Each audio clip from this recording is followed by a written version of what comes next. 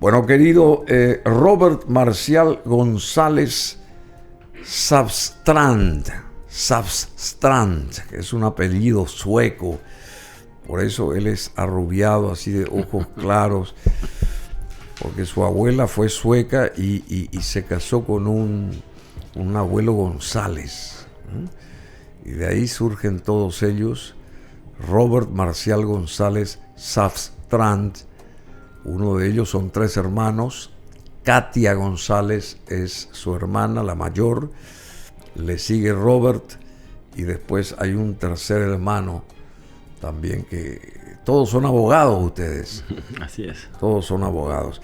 Bueno, bienvenido una vez más y la pregunta: vos sos abogado por la Universidad Católica, Nuestra Señora de la Asunción, magíster en Derecho Procesal por la Universidad Nacional de Rosario, Argentina, magíster en Acción Política, Fortalecimiento Institucional y Participación Ciudadana, también en el Estado de Derecho por las Universidades Rey Juan Carlos y Francisco de Vitoria, Madrid, España, y miembro de la Asociación de Abogados Laboristas del Paraguay, y sigue la lista. Bueno, yo antes de entrar a cámara le pregunté a Robert, porque él tiene un perfil de una persona formada, además está decir, luchadora, valiente, que te dice las cosas por su nombre. El hecho de ser hermano de Katia aminora tus pretensiones personales, entre comillas, de meterte más a fondo en la política. Bueno, muy buenos días, Bruno. Gracias por la invitación ya recurrente. Buen día también a la teleaudiencia. No, te salí con esto nomás porque también me interesó eso siempre. Pero yo creo que sirve, más allá del caso y de la anécdota personal o familiar, en realidad el tema creo que ayuda mucho a que nos aproximemos al fenómeno de compromiso ciudadano o compromiso político desde muchas perspectivas, lo cual por lo demás es no solo deseable, sino inevitable en sociedades pequeñas como la nuestra, sociedades todavía muy cerradas, condicionadas tal vez por la mediterraneidad, no solo geográfica, sino cultural, a la que se refería el genial Augusto Roa Bastos. Y la respuesta es que no condiciona para nada mi perfil, todo lo contrario, ¿verdad?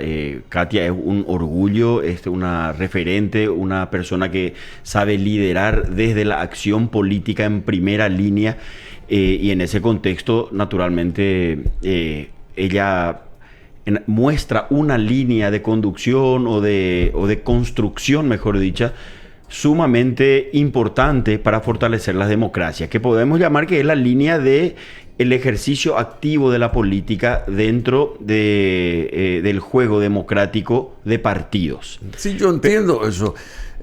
Yo no quiero analizar el perfil que todo el mundo conoce y valora, el perfil de Katia González. Sabemos que es una luchadora nata de siempre, pero vos no querrías colisionar con ella en el plano político. Por eso te hice esa pregunta, y vos estás como que más en la retaguardia, siendo abogado también, teniendo los mismos principios, creciste con ella, bueno, en el ambiente del padre de ustedes, el abogado que todavía tiene mucha fortaleza, abogado laboralista de 75 años, Marcial González Savstrand, que también fue el que los orientó a todos ustedes, un peleador nato este señor. Pero por eso, vos sabés de la importancia y del protagonismo de Katia. Y vos estás creciendo también, estás en tu mejor momento seguramente, pero como que no querés colisionar con ella, digamos, en ese aspecto. No tiene nada que ver con eso, Bruno. Al contrario, yo te iba a complementar justamente mi introducción inicial señalando que desde mis profundas convicciones cívicas, o si se quiere políticas, tengo para mí que una de las patas cojas de nuestra frágil democracia tiene que ver con la ausencia de sociedad civil organizada. Entre otras cosas, nuestras numerosas dictaduras, pero sobre todo la última, lo que hizo fue aplastarle la cabeza al sector privado, para decirlo en términos más gráficos, o a la sociedad civil organizada. Y hoy hay en alguna medida, nuevos avances contra la sociedad civil, se pretenden desarticular todo lo que tiene que ver con el ejercicio de la política por fuera de la política, para decirlo en términos gráficos. Entonces mis convicciones absolutas apuntan a construir desde la sociedad civil, es decir, por fuera de la política tradicional. Y eso no tiene que, esa decisión es personal, es íntima, forman parte de mis profundas convicciones y no tiene nada que ver con el hecho de disputar o no un espacio o el mismo espacio con referentes, en este caso familiares, con mi hermana o con cualquier otro referente, para nada. Al contrario, esas son dimensiones que se retroalimentan, porque quien está en la política activa, Bruno, necesariamente vive en un microclima y muchas veces pierde la referencia. Entonces, quienes aportamos de la sociedad civil podemos, desde la crítica, desde el acompañamiento crítico, mostrar algunas cuestiones que muchas veces se pierden de vista. Y el tema que tocaste en la introducción del desatino de nuestro presidente para no asistir a los funerales del Papa, me parece. Coincidí también con Hugo Estigarribia en ese aspecto. Un desatino. Yo en primer lugar no puedo creer que eso se vaya a consumar. Esa es la realidad. No puedo, yo quiero creer que es una broma de mal gusto de parte de nuestro presidente y ahí sobre los 44 va a darnos la sorpresa de hacer lo que corresponde. Pero sí, me parece que es... simbólicamente dice mucho de nuestro presidente. En primer término, a la hora de sacarse la foto con la cual chapea seguramente todos los días de su vida, no dudó en ser él en estar presente. Nos mandó un emisario para sacarse la foto familiar que hoy ahí está, la que tenemos, por ejemplo, en pantalla. Y sin embargo, a la hora de, en alguna medida, expresar la gratitud por todo lo que el Papa Francisco representa para Paraguay, manda un emisario. Es decir, habla mucho de su persona, ¿verdad? Una persona desagradecida, una persona cuyas prioridades evidentemente se inscriben solamente en la línea utilitaria. Es decir, me siento a tu lado en tanto y en cuanto me sirvas para cuestiones útiles y no por cuestiones, exactamente, y no por cuestiones de principios, y en este caso principios tan caros a los afectos del Paraguay histórico, presente, cultural, sociológico, idiosincrático, etcétera, etcétera. Entonces, realmente el desatino es difícil de explicar y de entender. No, de explicar no tanto porque, insisto, esto es simplemente seguir mostrando la línea utilitarista sobre la cual transitan los políticos tradicionales, en desmedro de esa línea principista que tanta falta nos hace para recuperar justamente valores y principios que después permiten que la sociedad y las políticas públicas se sostengan sobre pilares firmes. Estoy de acuerdo contigo, pero una vez más vamos a lo de... ¿Nunca a ustedes se les pasó, a ustedes digo, a tu hermana y a vos se les pasó, o nunca estudiaron la posibilidad de que vos la acompañes a ella? Porque ella siempre está con otros referentes de la política de su equipo, de su grupo, y vos no formás parte de ese entorno, por lo menos para con el público. ¿Y qué pasaba si ustedes se complementaban como un dueto directamente? ¿No iba a tener más fuerza el resultado? Realmente, a ver, primero que yo formo parte de su entorno, ¿verdad? Sí, pero nunca está ahí. Y sí, pero eso no tiene tanto que ver con ella, sino un poco con mi propio prurito, que considero que, bueno, a mí lo mediático me cuesta un poco, ¿verdad? Entonces yo prefiero estar siempre en segunda línea, pero conversamos de todas las posibilidades, todas las combinaciones y las fórmulas posibles, pero también en ese sentido, nosotros creemos que es muy importante no tanto hablar de nombres y de personas, sino de proyectos sostenibles en el largo plazo. Entonces, yo agradezco infinitamente el hecho de que me invites y me incentives a aparecer un poco en primera línea, pero creo firmemente que hay personas que lo están haciendo muy bien en esa primera línea, y por otra parte, como te decía antes, yo voy a seguir poniéndoles más fichas a la sociedad civil, hacer política ciudadana, hacer política desde la sociedad civil, y sobre todo desde la sociedad civil enfrentar a la sociedad o a la clase política. La clase política tiene que sentirse controlada, Bruno. ¿Y cómo está nuestra clase política hoy? ¿Cómo está? Y está justamente transitando peligrosamente hacia regresiones que no tienen nada que ver con valores como la transparencia, la rendición de cuentas, la tolerancia, el pluralismo, la inclusión, el respeto a las minorías, la participación, etcétera, y sin un contrapeso adecuado que no existe hoy en la oposición de la clase política por desarticulación y por falta de imaginación. La sociedad civil tiene que cobrar protagonismo. Y bueno, y desde ahí creo yo modestamente que puedo hacer una tarea, puedo molestar un poco más, puedo ser una piedra en el zapato de la clase política. ¿Y vos perseguís en la política formar parte del Parlamento? No está en mi agenda primaria, ¿verdad? Pero como siempre digo, si en algún momento el deber llama, vamos a evaluar con la seriedad, porque en democracia, Bruno, somos todos políticos en ejercicio. Esa es la característica de la democracia. El ciudadano es un político activo, aunque no lo sepa o aunque reniegue de ese carácter, ¿verdad? Entonces, es importante que tengamos presente que cuando, de acuerdo a las coyunturas que se vayan dando, sin lugar a dudas, eventualmente se podría aportar el granito de arena desde otro lugar. Pero hoy no. Hoy vamos a seguir trabajando desde la sociedad civil, desde los gremios, desde esa actividad de control extra institucional o extra orgánico previsto para que la clase política, repito, se sienta controlada, cuanto más no sea para dejarlos en evidencia o para que se sonrojen cada vez que incurren en los acostumbrados desatinos que tenemos que padecer. Sí. Bueno, lo que pasa que se fue muy por abajo toda nuestra historia política en general. Se cometen errores terribles y no sé cómo cualquiera con dos dedos de frente sabe por dónde conducirse, pero se van por el otro camino contrario a lo que debe de ser.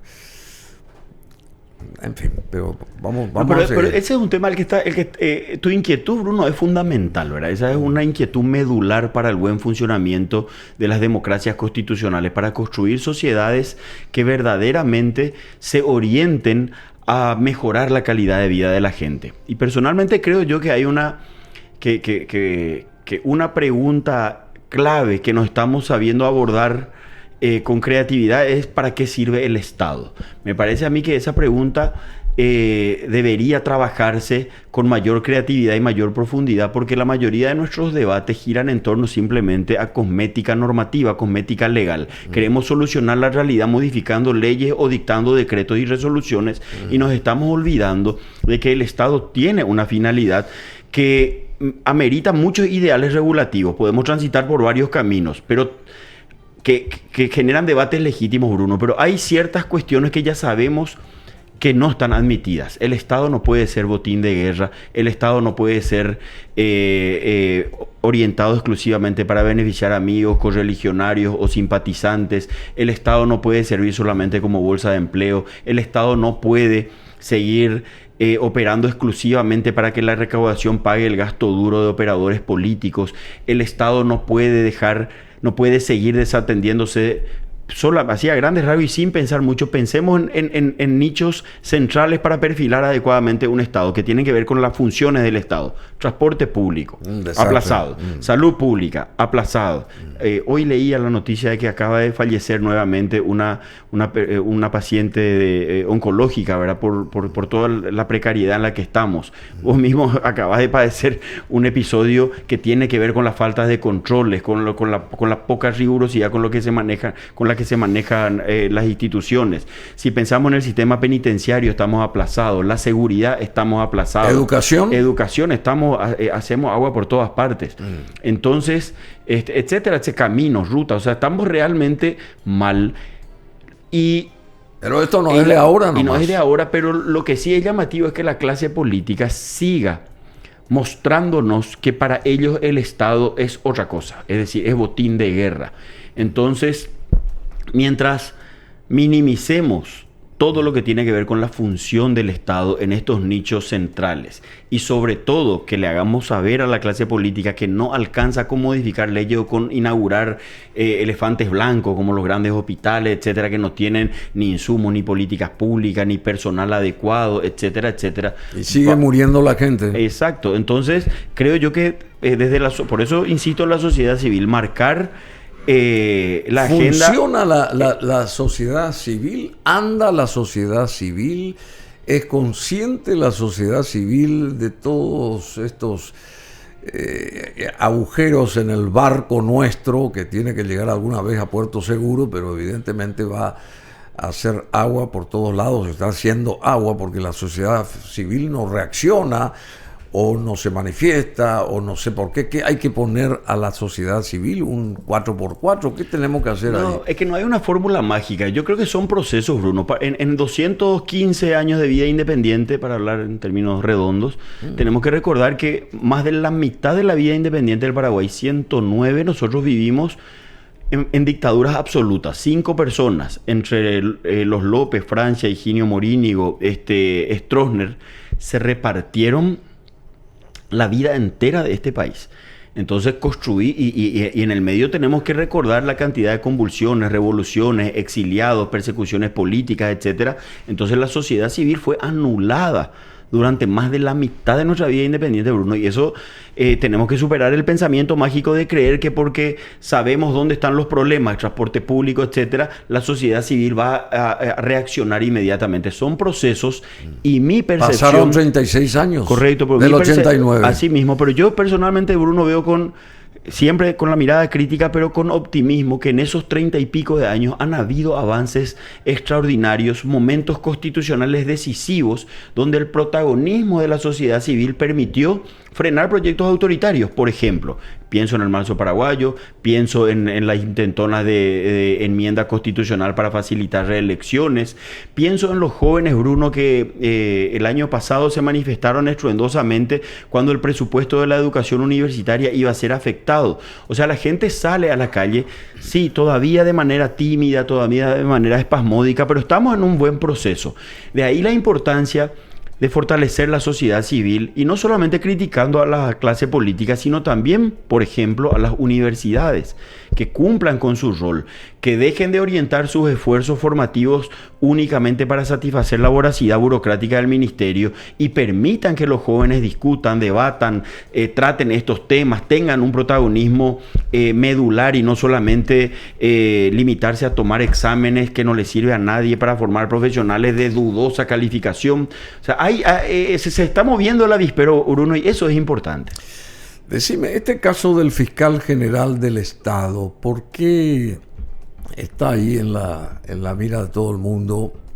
No precisamente por hacer bien su trabajo, sino por aparentemente todo lo contrario. Y solicitan un juicio político, también un sector político solicita un juicio político contra este fiscal general del Estado. ¿Por qué? ¿A qué se debe esta historia? Bueno, en primer lugar, Bruno, porque tenemos que recordar que en nuestro modelo constitucional, el Ministerio Público, el fiscal general del Estado, tiene ni más ni menos que el monopolio, o sea, solo él puede llevar adelante la pretensión punitiva del Estado. ¿Qué significa esto? Que lo que hablábamos antes, el rol del Estado, el fin del Estado, ¿para qué sirve el Estado? El Estado tiene, entre otras cosas, que brindarnos seguridad a los ciudadanos. Y para brindarnos seguridad tiene que establecer una política criminal. ¿Y qué es la política criminal? Es la actitud que asume el Estado frente al fenómeno sociopolítico, sociocultural, socioeconómico del delito, del hecho punible. Y esa tarea tan sensible y tan delicada reposa en el Ministerio Público, en el fiscal general del Estado. Entonces, si evaluamos la gestión del actual fiscal general del Estado para perseguir los verdaderos hechos punibles y no solamente las bagatelas y los robos de gallinas, encontramos que está aplazado en su gestión. El Estado, ¿cuáles son los grandes nichos criminales de la actualidad que, entre paréntesis, socavan tanto la democracia como el funcionamiento de la clase política porque están infiltrando? ¿Cuáles son? Y la sociedad civil. Crimen organizado, corrupción y narcotráfico. Esos tres grandes enemigos de la democracia tienen que ser combatidos con creatividad. Y no únicamente, pero principalmente esa tarea reposa en el Ministerio Público. Y miremos la gestión, hagamos un checklist a ver qué acciones concretas ha emprendido el fiscal general del Estado para combatir el crimen organizado, la corrupción o el narcotráfico. Y vamos a encontrar que tristemente no solamente no hay resultados, sino que él mismo declara que no tiene luego apuro para ocuparse de esas cuestiones. Entonces, por resultados, por nula gestión y por su propio perfil, él todavía no se enteró que dejó de ser un juez de garantía. Sigue teniendo el traje de garantizar absolutamente todo. Él hoy tiene que perseguir al crimen, a las personas o a las estructuras criminales que violan la ley. Y eso requiere de carácter, de coraje, de valentía cívica, de compromiso, de dormir menos la siesta. Y bueno, hoy tenemos que él no está a la altura. ¿Se duerme la siesta todavía acá? Lo que pasa es que hay gente que está en una siesta permanente y profunda, ¿verdad? Entonces, más que literal, mi comentario es metafórico. Es decir, viven en una modorra, qué sé yo, en un termo y no se enteran de cuáles son las urgencias y las prioridades de la gente, de la ciudadanía. ¿Y quiénes pueden, digamos, cambiar esto entonces? Porque si vos vas buscando, porque en todos los organismos se cuecen habas, la misma cosa, ¿verdad? Pero ¿cómo se va a dar un paso certero alguna vez? Ahí entra otra vez la sociedad que está durmiendo la siesta. Claro. Como bien dijiste, nuestra sociedad está durmiendo la siesta porque no se manifiesta, no se despierta.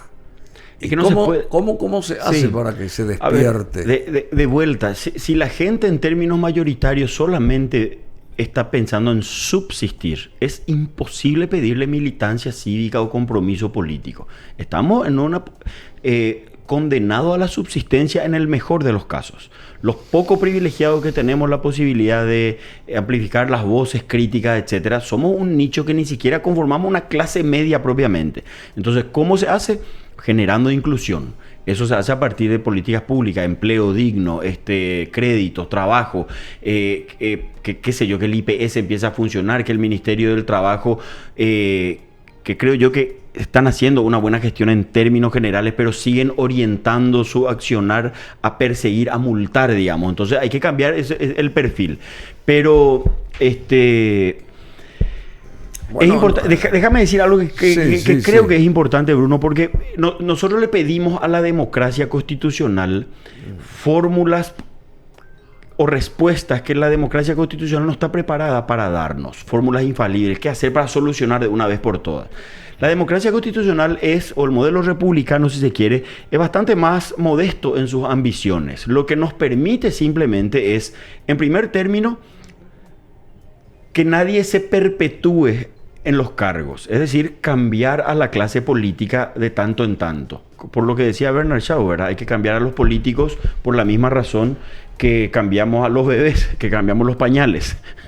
Entonces, eso es lo que nos garantiza el sistema republicano. Si alguien no está haciendo bien su trabajo, se le puede remover, sea por la voluntad popular o sea por mecanismos como el juicio político. Recién hubo un ejemplo de 7 ministros que estaban haciendo mal, o sea, sus ministerios haciendo mal lo que les correspondía, digamos. Y estos ministros siguen incólumes ahí como si nada hubiera pasado. No hay un estirón de oreja, no hay... porque para eso están estos fusibles, que son fusibles. Tienen que ser reemplazados, cambiados, lo que sea.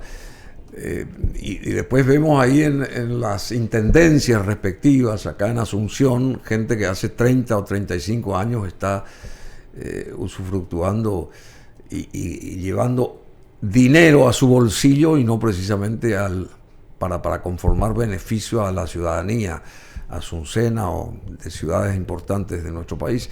Sabemos cómo es esto. Y por otro lado, solamente 5 años puede el presidente que sea estar en funciones.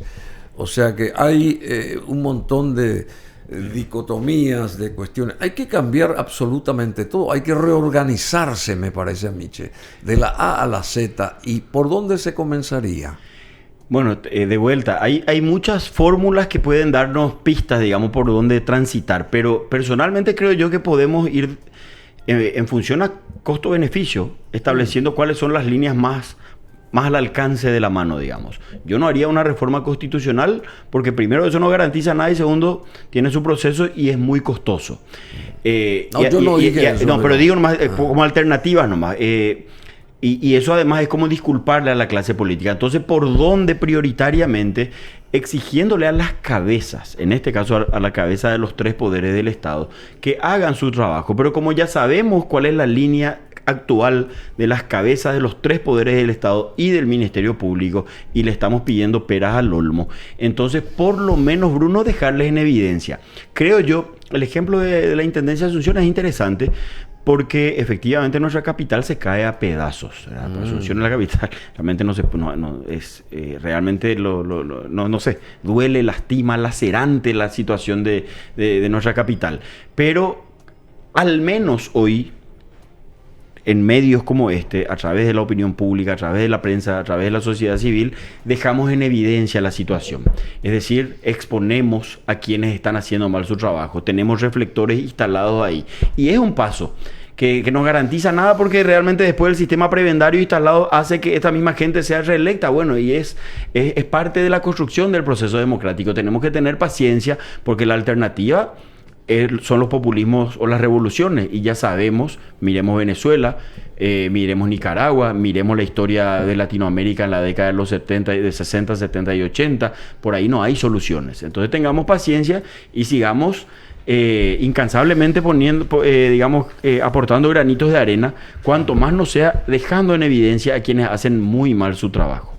Bueno, Camilo Benítez, el Contralor General de la República, creo que le entrega a Santiago Peña su plan anticorrupción, pero el Congreso prepara un sistema de recompensas. ¿Vos estás al tanto de esto? El hilado fino no, Bruno, porque yo deliberadamente trato de que no me marque la agenda la coyuntura cartista, ¿verdad? Esta gente, el gobierno tiene un perfil dual, esto es Stevenson, ¿verdad? Dr. Jekyll y Mr. Hyde. Claro. Entonces, bueno, uno puede decir que el gabinete está integrado, por un lado, por ministros que son excelentes personas, que están preparadas y que son un lujo para nuestro país. Y solamente para hacer contrapunto, pienso, por ejemplo, en el ministro de Economía, en el ministro del Interior, en la ministra del Trabajo, pienso en el ministro asesor jurídico del presidente, pienso en el ministro de Industria y otros funcionarios de altísimo nivel, muy calificados. Pero lamentablemente no tienen incidencia en el gobierno real. Y el gobierno real es el gobierno el gobierno del quincho. Y se explica porque... Para eso están ahí, pues. Exactamente. Bueno, se explica... Bueno, tiene muchas explicaciones, pero lo concreto es que el quincho es el que marca toda la agenda que tiene que ver con la transparencia, con el control, la contraloría, etcétera. Entonces, yo no me meto mucho en estos actos que son más para la tribuna, para la hinchada, meras formalidades, porque no tienen la intención real de controlar. No hace falta hacer un plan para eso. Sí, el plan, primero que tener la Constitución, tener la institución encargada de... Esa institución tiene presupuesto, esa institución tiene funcionarios, tiene que hacer nomás su trabajo. Y además es hasta paradójico, por no decir irónico o tragicómico, que el Contralor le mande su plan al controlado. ¿De qué es lo que estamos hablando? Entonces el controlador tiene que controlar a pesar del controlado, no pidiéndole permiso al controlado. Entonces es una tomadura de pelo, Bruno, si bien se mira. Y yo trato de elegir mi batalla porque realmente, el estómago tiene, al menos el mío, tiene límites. Tiene límites, sí, entiendo lo que vos decís. Y antes estábamos hablando de Dinavisa, por ejemplo, que tiene que controlar toda la cuestión médica de los insumos y qué sé yo, y dependía del Ministerio de Salud por mucho tiempo, y recién ahora se divorció, entre comillas, ¿verdad? Exactamente. Entonces, bueno, Y la Contraloría alega imposibilidades legales para no auditar a Itaipú también. Ese es otro tema, Itaipú, porque Itaipú es un coto de casa. Claro. Y nadie puede entrar ahí, nadie puede saber lo que se mueve. No ahí. es que no se pueda, es que no se quiere, que no es lo mismo, Bruno. El sistema, la Constitución paraguaya, en su estructura orgánica, tiene las herramientas para que todos aquellos que están, todas las estructuras orgánicas sirvan a los intereses de la ciudadanía. Y el control es un soporte fundamental. Así es que eso se tiene que transparentar y las herramientas están. Falta la voluntad política. ¿Por qué? Y bueno, por lo que hablábamos antes, ¿para qué sirve el Estado? En la concepción del quincho, el Estado sirve para enriquecerse, para generar cotos, para blindarse, para que el Paraguay no sea auditado ni siquiera por el Concierto de Naciones, para que sigamos funcionando en alguna medida como el feudo personal de un grupo de personas o de familias. ¿Y dónde está Santiago Peña acá? Bueno, yo tenía mucha esperanza en Santiago Peña porque precisamente tiene el perfil y la oportunidad y tuvo el privilegio y él decidió simplemente en la disyuntiva él es política. Muy preparado, supuestamente. Sí, está bien, pero de nada sirve una persona preparada si no tiene carácter, si no tiene compromiso, si no tiene entrega, si no tiene convicciones, si no tiene principios. Una persona que, en el ejemplo, le ningunea el funeral del Papa, utilitarista, cuando se tuvo que sacar la foto para lucirse en primera línea cuando el Papa estaba vivo, no dudó en hacerlo. Entonces, ¿dónde está? Bueno, él es una persona a quien la historia le dio la brillante oportunidad de apuntar al bronce, es decir, quedar en los anales de nuestra historia como alguien que intentó. ¿Y apunta a dónde ahora? Y apunta al oro. Entonces le gusta utilizar el cargo para simplemente lucimiento personal. Entonces, ahí ya personalmente no solamente no tengo ninguna expectativa, sino que él, cuando hice la dicotomía del gobierno, no le nombré a él como parte del gabinete de personas honorables y rescatables y de buen perfil, porque él eligió el quincho. Él está ahí, cómodo además. Cómodo como con el agravante de que no le da ni siquiera voz ni voto. No tiene ni participación en lo que ellos llaman el comando. El comando simplemente le tiene ahí para anoticiarle de cuál es la línea. Claro, de cuál es la línea que debe seguir. Noticiarle. Bueno, rápidamente, porque se nos agotan los minutos, con este invitado de lujo, Robert Marcial González Safstrand. Pero tengo que hacer esta siguiente consulta sobre la compra de estos famosos super tucanos. ¿Qué sabes al respecto? Un préstamo se hizo, al parecer, de 101 millones de dólares y tiende a ser aprobado eso. ¿Vos estás de acuerdo con la compra esta que se piensa hacer? Estoy en total desacuerdo. Esa es una tomadura de pelo muy, pero muy grande, Bruno, por varias razones. Desacuerdo. Pero por supuesto, no resiste el menor análisis. En primer término, Paraguay no puede seguir sobreendeudándose. Por las deudas hay que pagarlas, Bruno. No es que uno no saca crédito y listo. En segundo término, en términos de hay que hacer. Esa decisión no resiste cuestionamientos básicos como preguntas necesarias para perfilar política pública. ¿Es prioritario? ¿Es necesario? ¿Qué gana la ciudadanía? ¿Qué aporta? ¿Hay o no otros nichos que podrían requerir de manera más urgente ese préstamo que se va a generar? ¿Quién nos garantiza que esos aviones en manos de personas que, qué sé yo, que muy acostumbradas a usar la cosa pública como botín de guerra no terminan sirviendo simplemente para ejercicios personales? ¿Qué posibilidades tiene Paraguay en un escenario de conflicto bélico?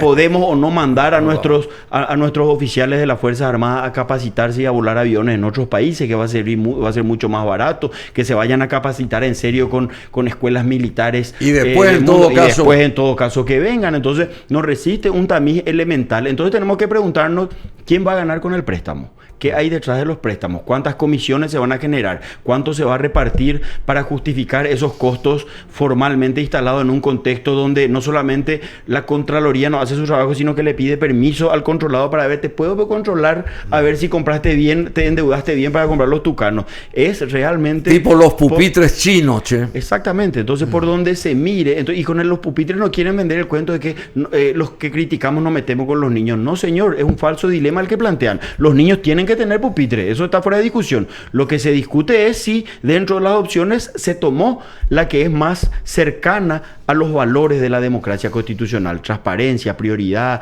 inclusión, costo, fomento de la industria nacional, etcétera, etcétera. Y por último, la oposición. La oposición.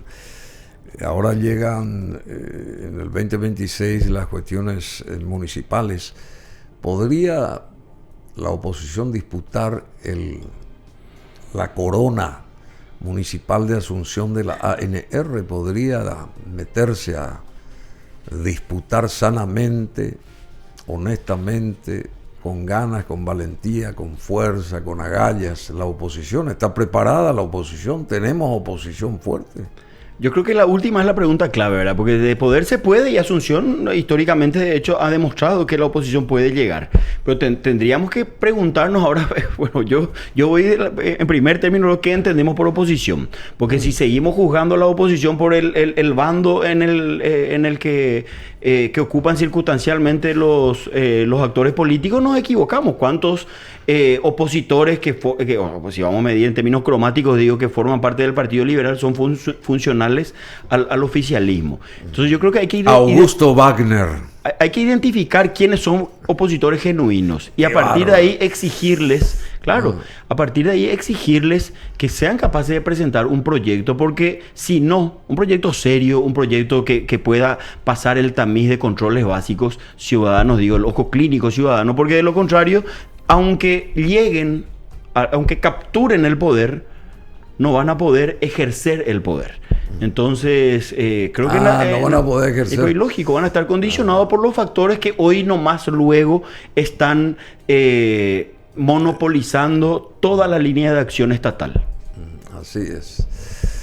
Bueno, y eso quiso hacer seguramente, ¿cómo que se llama? Mario Ferreiro, y lo sacaron. Un buen ejemplo, ¿verdad? Un buen ejemplo. No lo dejaron, no dejaron que haga su trabajo, pero con la miserabilidad, además de montarle causas, de justamente utilizar toda la estructura estatal, el Ministerio Público, entre paréntesis, ya que hablamos del rol, para perseguir un adversario político siguiendo órdenes de la clase política. Entonces, esas son las cuestiones que tenemos que saber amplificar si en serio la oposición quiere presentarse como alternativa y no como mera alternancia.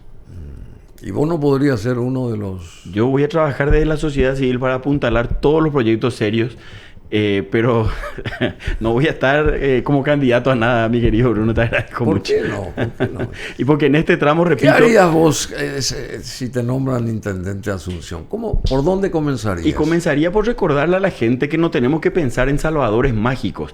Eric Fromm tiene un libro extraordinario que se titula El miedo a la libertad, donde él desarrolla lo que fue Hitler para la sociedad alemana culta de su tiempo. En su momento. Y que llegó con el respaldo popular inclusive. Bueno, yo no creo en los auxiliadores mágicos.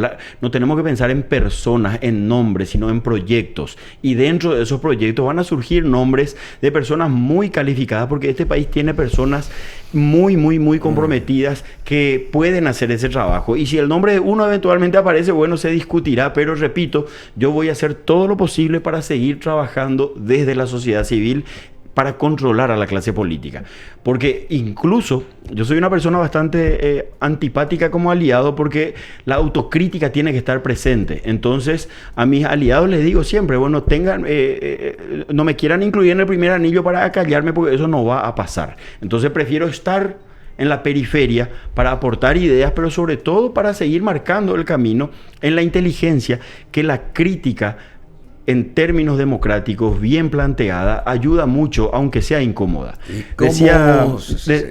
Decía Fernando Sabater, para definir a la democracia, que sabemos que estamos en democracia cuando el ciudadano puede expresar estruendosamente su descontento con el sistema político que le rige.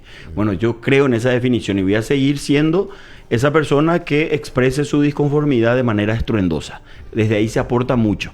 Y más adelante se verá. Más adelante se verá. Bueno, pero va a pasar mucha agua bajo el puente todavía. Entonces, Muchísima agua bajo el puente, pero no con los brazos cruzados, trabajando fuerte, comprometido con la formación del pensamiento crítico, con la sociedad civil organizada, con el control al ejercicio del poder. Entonces, haciendo patria desde la construcción de ciudadanía, Bruno, que creo que hay muchas deudas pendientes en ese nicho también. ¿Lo acompañás a tu padre de tanto en tanto o no?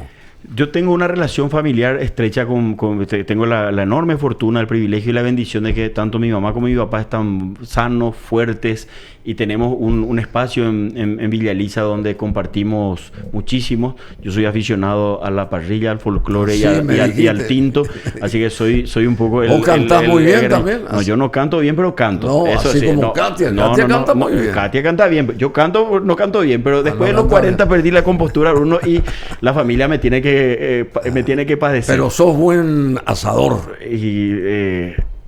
Sí, tengo buena reputación frente a la parrilla. Y sobre todo es mi afición. Entonces, conjugamos ahí mate tempranero de 5 a 8 y media de la mañana todos los viernes, sábado y domingo. Y luego tertulias alrededor de la parrilla y de la peña. Qué bueno, tertulias familiares. Que a veces se pierden esas tertulias familiares por, qué sé yo, los vaivenes de la vida cotidiana. Bueno, te felicito y te agradezco, Robert Marcial González Safstrand. No, déjame, a ver, yo ya me rendí en esa batalla, Bruno, porque a mí el Safstrand ya no me tocó. Esa es la realidad. Pero como soy hijo de Marcial, entonces ya en tribunales, desde chico, todo González Safstrand, entonces dejé de dar batalla. Pero tengo que, en honor a mi madre, tengo que decir que yo soy Villanueva, ¿verdad? El González Safstrand quedó en papá y yo soy Villanueva, así es que yo sé que mi seguidora número 1 es la señora Zulia, así es que le mando un beso grande desde acá, si me permitís, que seguramente me va a estirar la oreja si es que termina el programa sin que yo reivindique ¿Qué edad su tiene apellido. Tu madre? Mamá cumple 70 en junio. Nosotros somos todos de junio, ¿verdad? Mamá cumple 70, papá 75. Bueno, después estamos en segunda línea, otros nacidos en el mes de junio. ¿Cuándo cumple tu papá 75? La escalera familiar es así, yo cumplo el 2, papá cumple el 5, mi mamá cumple el 19 y Katia cumple el 24, todos de junio. Así que todos de junio, así que ese es un mes de fiesta patronal en la familia. Un mes de fiesta patronal.